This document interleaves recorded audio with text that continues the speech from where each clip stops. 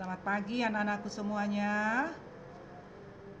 Kita bertemu lagi untuk lanjut mempelajari biologi tentunya ya. Hari ini kita lanjutkan tentang faktor-faktor yang mempengaruhi pertumbuhan tanaman. Tapi sebelumnya anak-anakku, kita berdoa dulu ya menurut agama dan kepercayaan masing-masing. Silakan.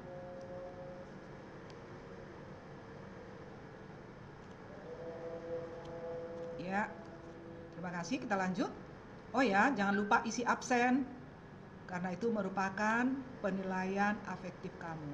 Ya, nanti ibu tahu siapa yang rajin, siapa yang on time masuk, gitu ya. Atau siapa yang malas, yang perlu harus di counseling.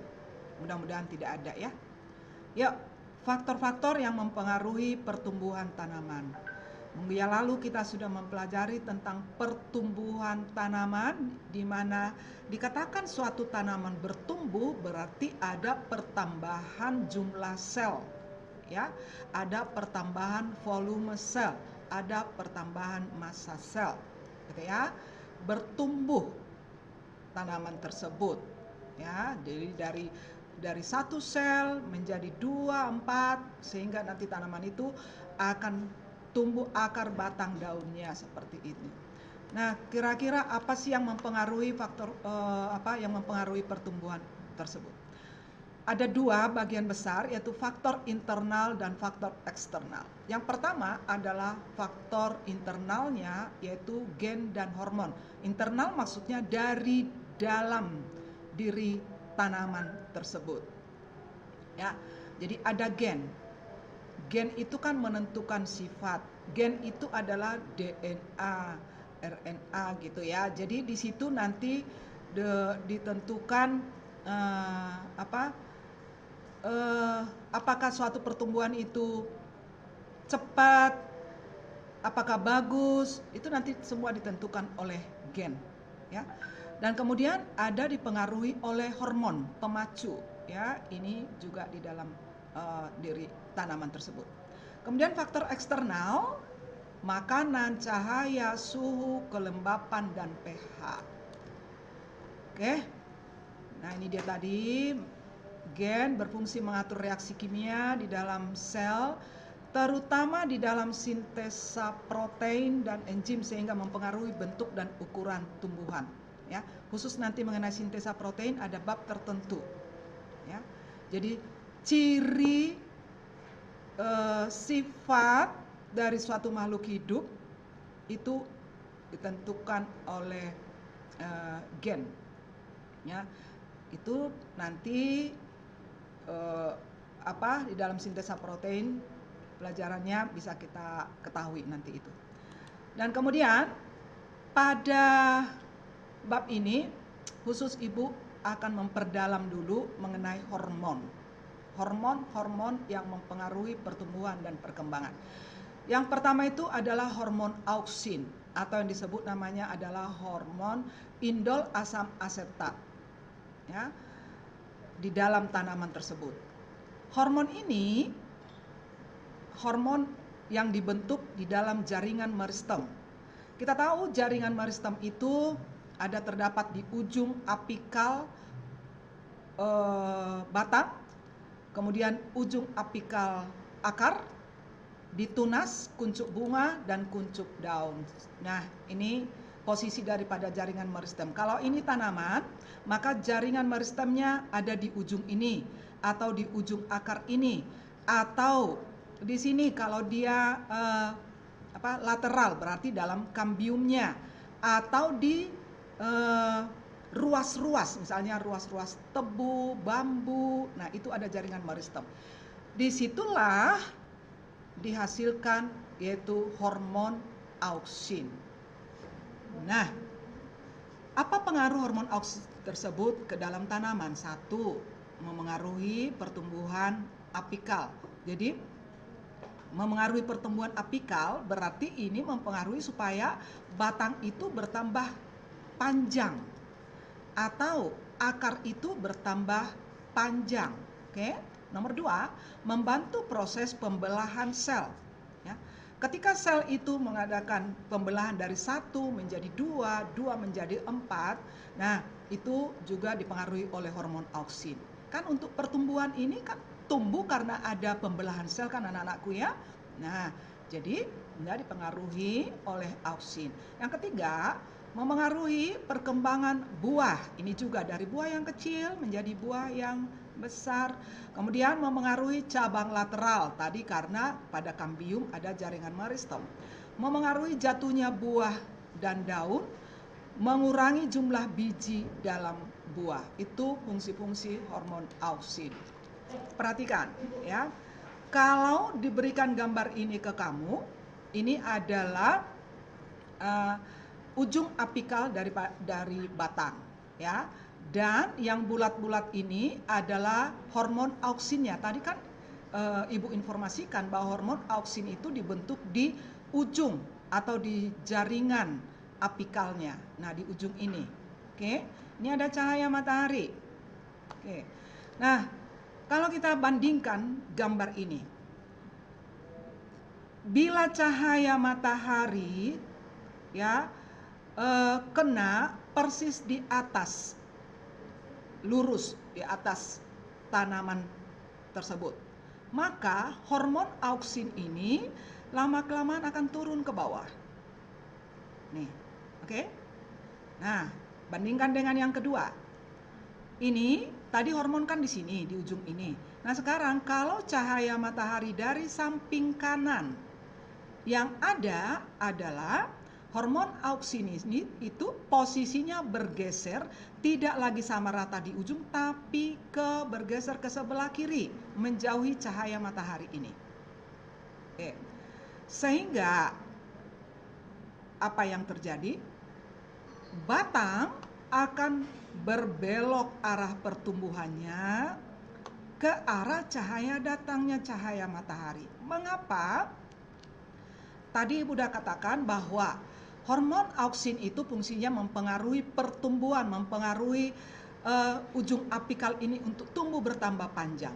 Nah, jadi kalau hormon AUX ini lebih banyak di sebelah kiri, berarti jaringan apikal yang ada di sebelah kiri ini akan lebih giat untuk membelah dibandingkan dengan yang di sebelah kanannya.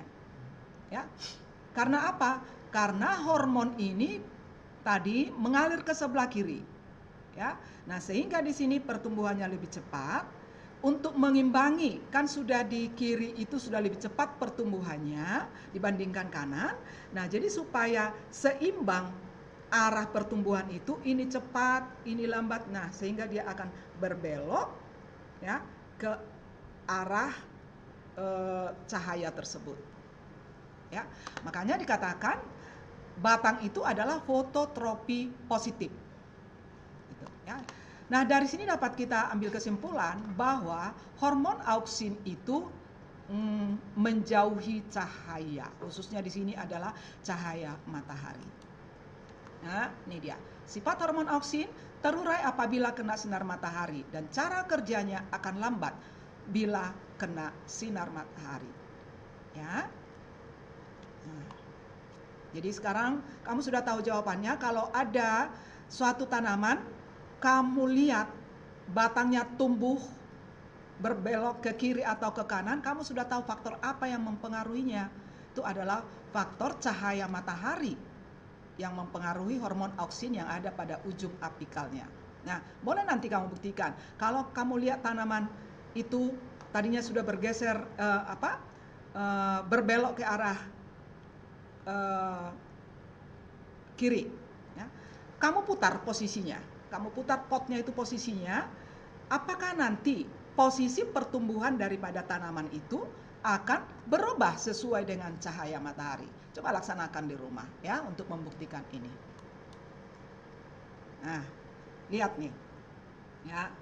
Bila mana suatu batang diberikan posisinya mendatar seperti ini, yang ada adalah batang itu akan tumbuh ke arah atas. Perhatikan ini grafiknya. Nih. Dia tumbuh ke arah atas karena apa? Dari sini dia cahaya, maka hormon auksin yang ada di ujung batang ini akan ke bawah. Maka nanti batang yang ada di posisi bawah ini akan tumbuh lebih cepat, sehingga nanti dia akan tumbuh ke atas. Ya. Loh, kenapa akar ke bawah? Akar itu adalah geotropi positif, ya. Ada dipengaruhi oleh gravitasi. Nah, sehingga ya sel-sel tanaman yang terdiri dari bahan cair itu akan berada posisinya di atas, sedangkan auksin yang lebih pekat ya daripada air akan berada posisinya di bawah karena akar itu dipengaruhi oleh gravitasi. Oke. Nah, jadi air yang ada di sel-sel tanaman itu yang ini posisinya akan ada di permukaan, sedangkan auksin, karena auksin itu kan berarti konsentrasinya lebih padat, berarti lebih berat, berarti dia harus di bawah, kan gitu kan gravitasi ya. Nah, sehingga auksin ini nanti akan ada di bawah ini, maka pertumbuhan daripada akar tersebut akan lebih cepat tumbuh yang di bawah ya. Jadi akar itu selalu menuju ke bawah. Nah, bila ditunjukkan ini gambar ini dan kamu ditanyakan mengenai gambar ini, kira-kira apa sih yang bisa kamu berikan pendapatmu tentang tanaman ini?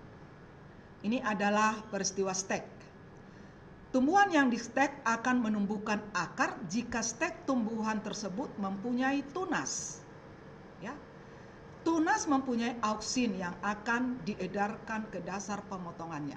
Nah, jadi kalau kita membuat stek, jangan dipotong bagian batang yang akan di stek persis di tunasnya, tidak. Di situ ada kan auksin, jadi jangan dipotong di situ. Yang dipotong antara satu tunas dengan tunas, jadi di tengah-tengah ini, ya. Nah, kita tahu bahwa tadi jaringan di tunas ini ada jaringan meristem, berarti kan di sini ada auksin. Ya, nah jadi bila dipotong maka nanti jaringan auksin itu akan turun ke ke tunas ini, lalu nanti dari tunas itu akan tumbuh akarnya, gitu ya. Sekali lagi, jadi di sini dipotong di tengah-tengahnya ini, lalu jaringan hormon auksin yang ada di sini nanti akan turun ke bawah ini, ke tunas ini untuk menambah jaringan auksin di tunas ini, lalu nanti akan tumbuh akarnya, tumbuhlah ini tanaman. Ya, gitu. Baru nih, pengaruh auksin terhadap pertumbuhan cabang lateral. Ya. Di cabang lateral ini ada yang namanya adalah hormon sitokinin. Ya. Jadi sebenarnya hormon sitokinin inilah yang mempengaruhi supaya ada pertambahan cabang ke arah samping. Tetapi bila nanti ujung apikal ini masih ada, maka percabangan pada batang itu akan sedikit. Tumbuh sih tumbuh, ya cabang-cabangnya ada.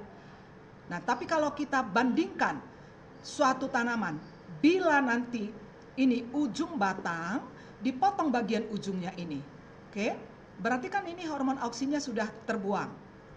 Nah, kalau ini sudah terbuang, baru hormon sitokinin ini lebih aktif bekerja untuk nanti membelah sehingga nanti akan terbentuklah dahan-dahan. Ya, pernah ya kamu perhatikan suatu batang, kalau suatu petani ingin memperoleh supaya nanti ingin dia kayu lebih banyak, dia ingin memperoleh kayu yang lebih banyak dari tanaman ini, maka nanti ujung daripada tanaman ini akan dia potong, sehingga nanti cabang-cabang ke samping itu akan lebih banyak. Nah, dengan demikian dia akan memperoleh kayu yang lebih lebih banyak, ya. Nah, kalau masih ada hormon auksinnya, maka dia pertumbuhannya nanti terus ke atas, cabangnya sedikit, ya. Nah, itu mengenai hormon sitokinin. Lalu ada hormon absisat. Absisat ini adalah berfungsi mempertahankan tumbuhan dari tekanan lingkungan yang buruk. Misalnya, bila suatu tanaman kekurangan air, ya, bila suatu tanaman kekurangan air, maka nanti hormon absisat, ya, yang dihasilkan pada daun itu akan turun ke stoma sehingga stomatanya itu akan menutup. Nah, ini dia. Ini jaringan epidermis. Kita tahu bahwa stoma itu ada pada permukaan daun, yaitu tepatnya pada jaringan epidermisnya. Nah, di saat musim kemarau, ya, di saat musim kemarau untuk mengurangi penguapan, ya, supaya tanaman tersebut tidak mati karena kemarau, maka nanti hormon absisat tersebut, ya, akan menutup ini pintu, ya, menutup pintu stomatanya sehingga nanti penguapan berkurang. Dengan demikian air tidak banyak yang keluar. Yang kelima adalah hormon gas etilen, ya. Kenapa dikatakan dia namanya gas? Padahal dia sebenarnya kan hormon. Dikatakan dia gas etilen karena hormon ini gampang atau mudah menguap. Nah,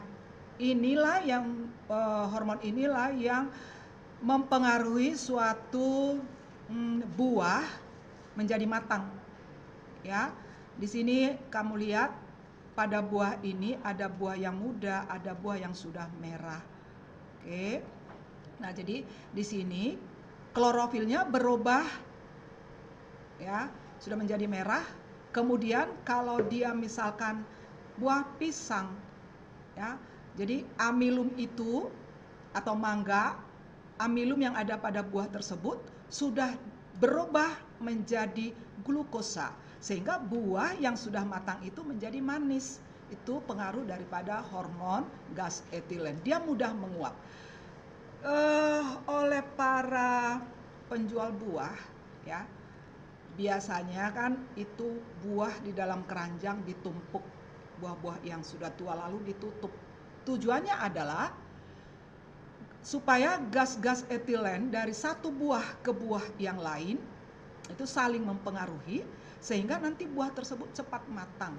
Jadi kalau kita mau membuat suatu buah itu, kita beli beberapa buah supaya cepat matang itu buah, kita bungkus dia, ya, sehingga nanti gas etilen yang ada pada buah itu kerjanya lebih maksimal, ya, untuk supaya buah tersebut itu menjadi matang, ya. Itulah mengenai hormon gas etilen. Asam traumalin, ya, Ibu tunjukkan di sini gambar di mana batang ini dilukai untuk memperoleh getah.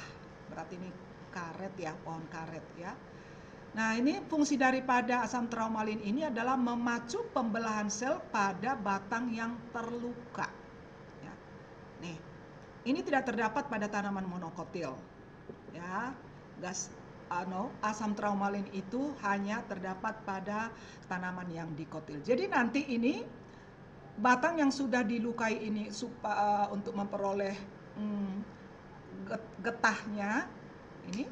Nah, ini nanti akan di ujung-ujungnya ini, ya, di tepi-tepinya ini nanti akan terdapat asam traumalin yang dapat menutup luka ini lagi, ya, sehingga nanti batang itu menjadi bagus kembali.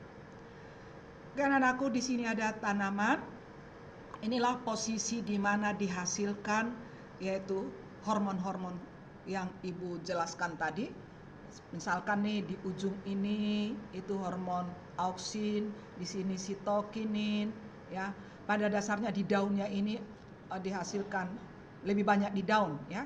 Nanti boleh kamu baca, ya.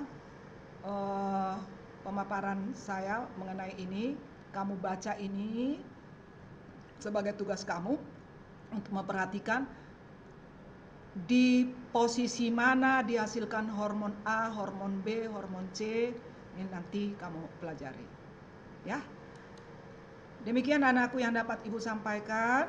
Mudah-mudahan dapat kamu mengerti. Bila mana nanti ada yang kurang jelas, boleh kamu tanyakan melalui WA. Nanti Ibu siap untuk menjawabnya. Terima kasih. Assalamualaikum warahmatullahi wabarakatuh.